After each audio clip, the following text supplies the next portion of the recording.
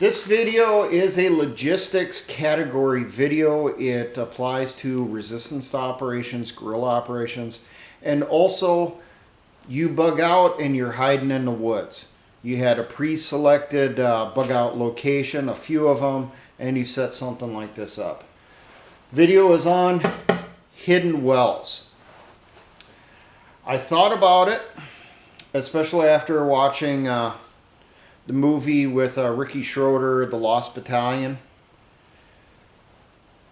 Watering areas or areas where someone could potentially get water, those are ambush locations. Or at least areas where a counterinsurgent or a bandit group could put someone in to be reconnaissance, surveillance, to see if anyone is in the area, and then follow them back to their group, to their bug out retreat, to their patrol base, their base camp. So, with this concept, we got a body of water. It could be next to a lake, it could be a river, a stream, a creek, something where you're going to have continuous flow of water, or at least large body of water, year-round. Semi nearby it, but back in vegetation, that's going to conceal you from the other side for sure, hopefully to your left and right also. You'll have one or two, depending on how many you need, wells hidden in the ground. Now, these wells have to be dug down to a depth where at least half of that is going to be below the water level of that body of water, so that you're down in the area where the groundwater is, where the water is seeping out into the soil. And here's a general setup I came up with or thought that might work. Have a 55-gallon drum, plastic, with lid. You're going to drill holes in the side.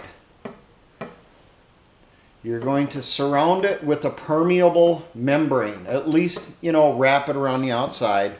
Some type of synthetic cloth that's not going to degrade and rot. Down in the bottom of the barrel here, in order to prevent it from getting pushed up out of the ground as water levels may rise depending on the season, put large rocks. Now someone's going to say, well, what if I just put holes in the bottom? Do I have to put the rocks in then for when the groundwater rises? Yes.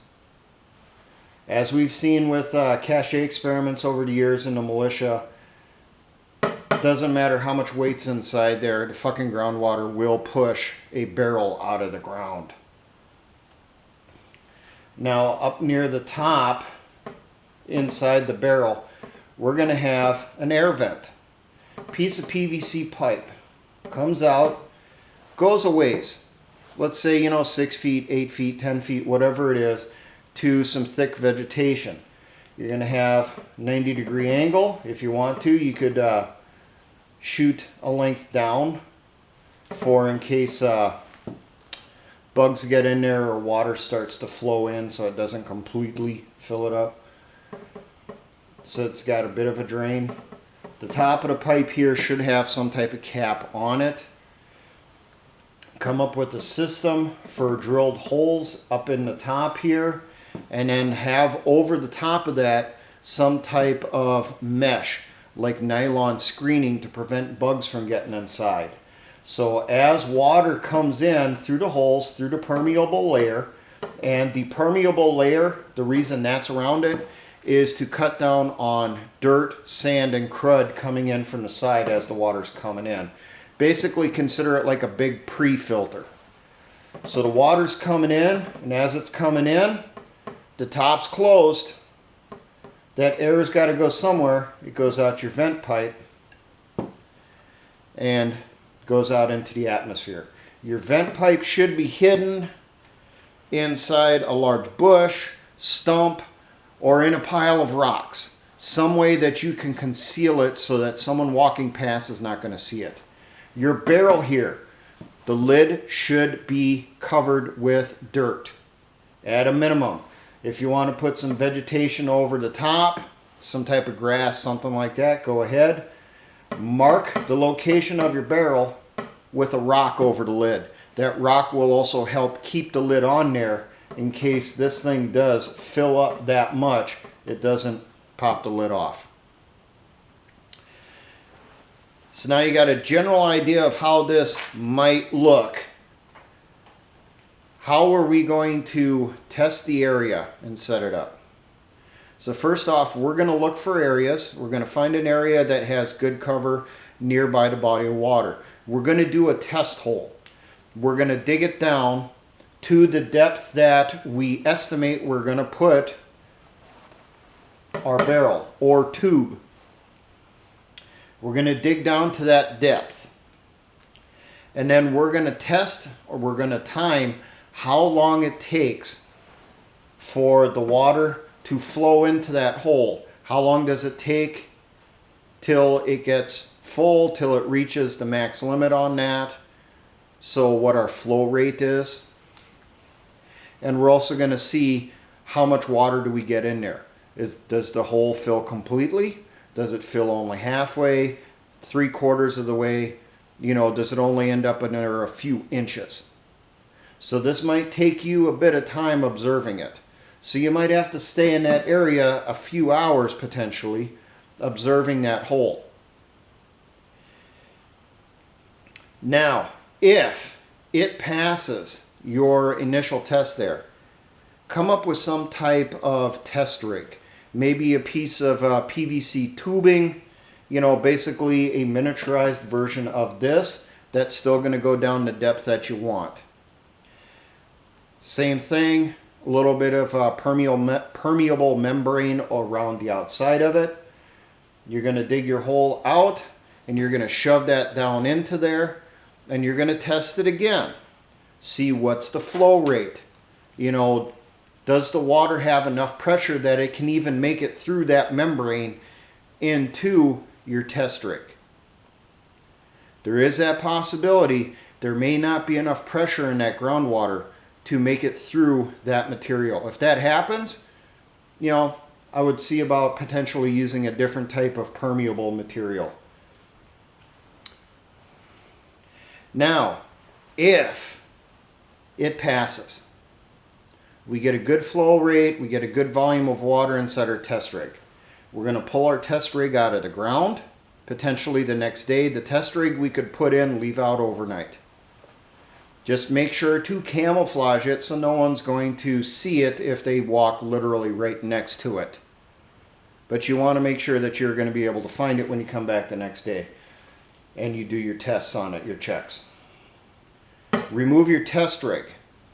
Make the choice then. Are you going to put it in that exact spot or are you going to put it nearby? Dig a larger hole, the size that you need, or a little bit larger than what you need for your well setup. Get the well put down in there. One thing I would recommend is potentially putting a thin layer of sand around the outside of the permeable layer.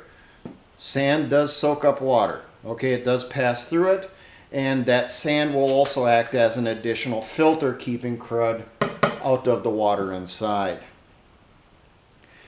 Get your well installed, get the cover on there, camouflage it, mark it.